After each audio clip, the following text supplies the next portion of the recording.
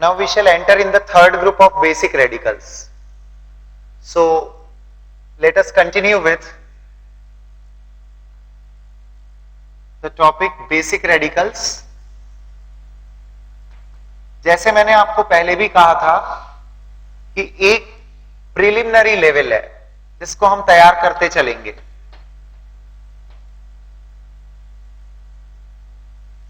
जैसे group number. So now we are talking about third group.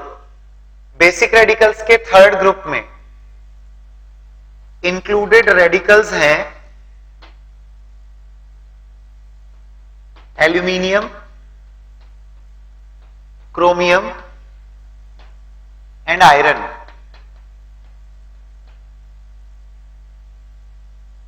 Detected as, इन्हें जब detect करना है तो इनका प्रेसिपिटेशन करवाएंगे आप. तो प्रेसिपिटेट किस फॉर्म में ऑब्टेन करना है? They are detected as hydroxides. Hydroxide के फॉर्म में इन्हें प्रेसिपिटेट आउट करवाने के लिए जिस ग्रुप रिएजेंट को हम यूज करते हैं वो होता है NH4OH in presence of NH4Cl. NH4OH in presence of NH4Cl. दो तीन चीजें अब हमें थर्ड ग्रुप में एंटर होते वक्त ध्यान में रखनी है. एक, ग्रुप रिएजेंट को लेकर बात करेंगे हम. दूसरा, इस ग्रुप में एंट्री को लेकर बात करनी है.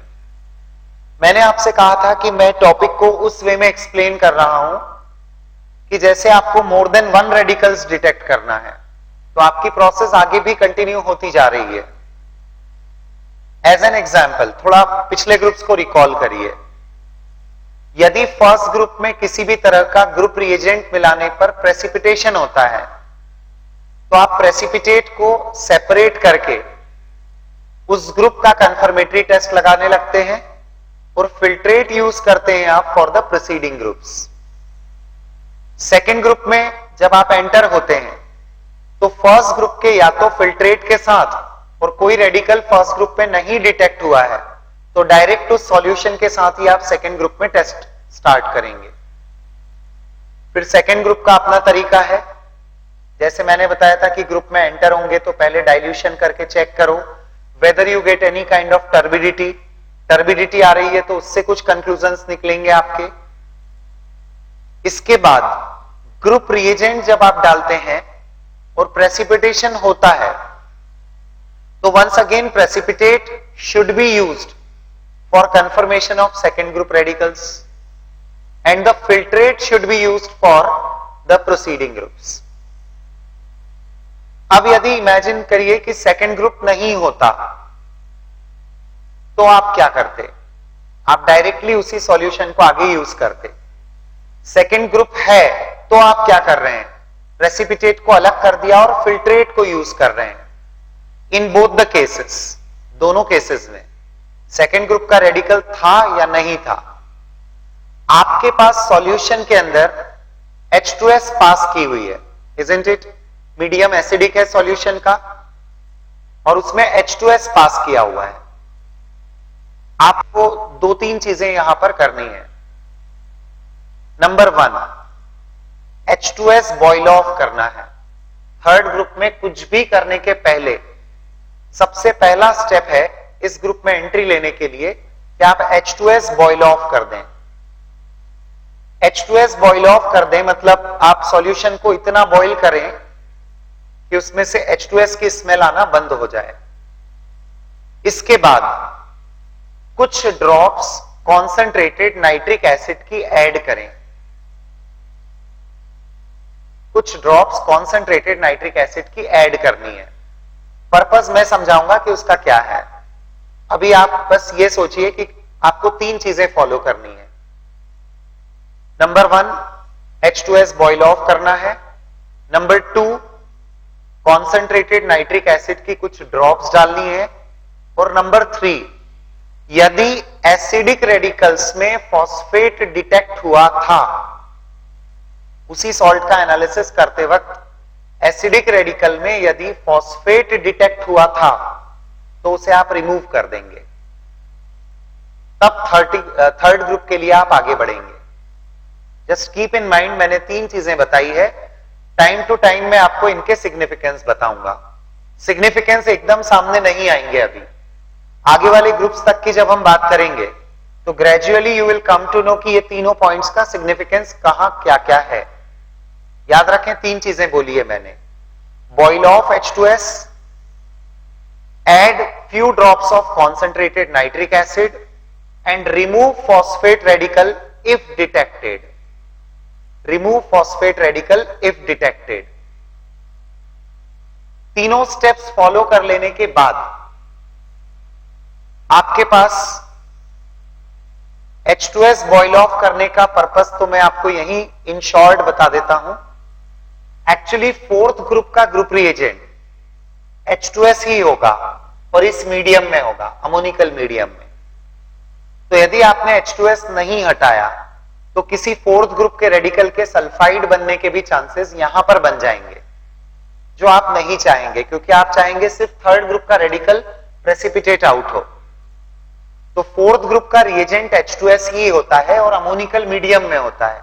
तो सॉल्यूशन को अमोनिकल बनाने के पहले ही हमने H2S बॉइल ऑफ करना डिसाइड किया है। सेकेंड जो मैंने कहा, few drops of nitric acid, इसका रीजन यह है कि यदि आप ओरिजिनली सॉल्ट में, जैसे इन 3 रेडिकल्स में आप एक फेरिक देख रहे हैं, तो फेरिक का केस सुने। आप जिस रास्ते से आ रहे हैं वो तो आपको पता ही है, आप सेकेंड ग्रुप से होकर आगे बढ़े हैं। सेकेंड ग्रुप में आपने H2S का यूज किया था। H2S जो हम सेकेंड ग्रुप में यूज करते हैं, इन केस सॉल्ट तो हमारे लिए अननोन है, बट इन केस सॉल्ट में फेरिक रेडिकल था तो वो H2S से रिड्यूस होकर फेरस में कन्वर्ट हो जाता है। It is reduced into ferrous. जबकि आप जो टेस्ट लगा रहे हैं वो फेरिक के लिए अप्लाई कर रहे हैं। तो ये जो फेरस बना है, addition of few drops of nitric acid will oxidise it back into ferric. Ferric salt आपने यदि लिया था तो सेकेंड ग्रुप से गुजरते वक्त H2S पास करने में फेरिक फेरस में बदल जाता है, जिसको आप HNO3 की कुछ ड्रॉप्स डालकर फिर से फेरिक के फॉर्म में कन्वर्ट कर लेते हैं और आगे वाले ग्रुप्स के लिए अब आपका सॉल्यूशन तैयार है।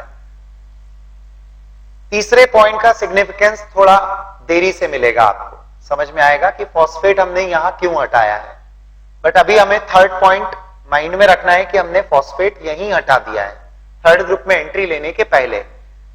अब जब आप थर्ड ग्रुप में एंटर हुए हैं तो थोड़ा सा ग्रुप रिएजेंट पर कॉन्सेंट्रेट करिए। ग्रुप रिएजेंट पर यदि हम फोकस करते हैं तो इसमें ammonium hydroxide is the group reagent, ammonium chloride की प्रेजेंस में लिया जाता है। यहां पर आप देखेंगे एक important application of common ion effect. यदि आप आयनिक इक्विलिब्रियम में कॉमन आयन इफेक्ट जानते हैं, रिकॉल हो रहा है, तो ammonium chloride is a strong electrolyte. Strong electrolyte जो डिसोसिएट होता है into its ions in irreversible manner, और ये कंप्लीटली डिसोसिएट होता है। अब आपके पास दूसरा पार्ट है NH4OH, जो एक वीक इलेक्ट्रोलाइट है, जिसका डिसोसिएशन रिवर्सिबल मैनर में होता है। रिवर्सिबल का मतलब है incomplete, it will undergo incomplete dissociation. Strong electrolyte एक ऐसा कॉमन आयन प्रोवाइड कर रहा है जो वीक इलेक्ट्रोलाइट ने भी दिया है। इस कॉमन आयन की प्रेजेंस से जो स्ट्रॉन्ग इलेक्ट्रोलाइट दे रहा है, वीक इलेक्ट्रोलाइट का डिसोसिएशन सप्रेस हो जाता है, और वीक इलेक्ट्रोलाइट का डिसोसिएशन सप्रेस होने के कारण हाइड्रोक्सिल आयन कंसंट्रेशन पुअर रहता है। Poor hydroxyl ion concentration will allow the formation of hydroxides of aluminium, chromium and ferric, but not for any other. Hydroxyl ion concentration poor है तो केवल ये अपने हाइड्रोक्साइड के फॉर्म में प्रेसिपिटेट आउट होंगे। फ्रेंड्स, इसमें तरीका भी फिक्स्ड ये होता है कि रिएजेंट्स को ऐड करने का सीक्वेंस, आपके पास में जो फिल्ट्रेट ऑफ सेकेंड ग्रुप था, what has to be done, पहले आपने उसकी H2S बॉइल ऑफ की, H2S बॉइल ऑफ करके थोड़ा सा डाइल्यूशन कर लिया जाता है, कुछ ड्रॉप्स नाइट्रिक एसिड की आपने डाली, फॉस्फेट था तो रिमूव कर लिया, उसके बाद आपने इन रिएजेंट्स को ऐड करना है। तो पहले आप ऐड करेंगे ammonium chloride followed by ammonium hydroxide. आप देखिए रिएजेंट क्या है, NH4OH in presence of NH4Cl, so NH4Cl should be present there before addition of NH4OH, जिससे क्या होता है कि अमोनियम आयंस ऑलरेडी सॉल्यूशन में अवेलेबल होते हैं और इसका डिसोसिएशन सप्रेस होता है। हम इक्विलिब्रियम को बैकवर्ड डायरेक्शन में लाना नहीं चाहते हैं, उसे फॉरवर्ड में कम होने देना चाहते हैं। प्रोसेस को हम फॉरवर्ड में हो जाए और फिर बैकवर्ड में शिफ्ट करवाएं, ये नहीं चाहते हैं। हम क्या चाहेंगे कि ऑलरेडी इस इक्विलिब्रियम में NH4OH कम डिसोसिएट हो या इसका डिसोसिएशन सप्रेस्ड रहे। So I hope you could remember this thing कि आप कॉमन आयन इफेक्ट को यहां कैसे यूज कर रहे हैं। अब ये रिएजेंट्स आपने ऐड किए, ये अपने रिस्पेक्टिव हाइड्रोक्साइड्स में कन्वर्ट होते हैं। ये ग्रुप बहुत कंफर्टेबल लगेगा आपको क्योंकि तीनों metal hydroxides different coloured precipitate देते हैं। जैसे यदि आपका हाइड्रोक्साइड एल्यूमिनियम हाइड्रोक्साइड बना है तो you will observe white precipitate, आप व्हाइट प्रेसिपिटेट ऑब्जर्व करेंगे। यदि क्रोमियम का हाइड्रोक्साइड बनता है प्रेसिपिटेट के फॉर्म में तो it is obtained as a green precipitate. यदि आयरन का हाइड्रोक्साइड बना है तो we get it as brown precipitate.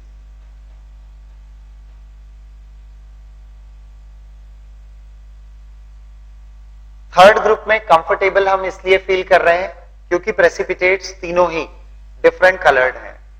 Confirmatory test लगा लेंगे हम। For the confirmation, white precipitate जो एल्यूमिनियम के हाइड्रोक्साइड का मिलता है, यह कंफर्म हो जाता है कि एल्यूमिनियम ही है यदि ये सॉल्युबल हो इन NaOH। ग्रीन PPT NaOH में डायरेक्टली डिसॉल्व तो नहीं होता but soluble in NaOH in presence of bromine water, in presence of bromine water। आप ब्रोमीन वाटर ले लें या इसकी जगह हाइड्रोजन परऑक्साइड भी ले सकते हैं to dissolve this green precipitate. ये NaOH में डिसॉल्व ही नहीं होगा, चाहे आप हाइड्रोजन परऑक्साइड ले लें, ब्रोमीन वाटर ले लें, इसलिए इसको डिसॉल्व करते हैं into HCl, hydrochloric acid solution में डिसॉल्व किया जाता है।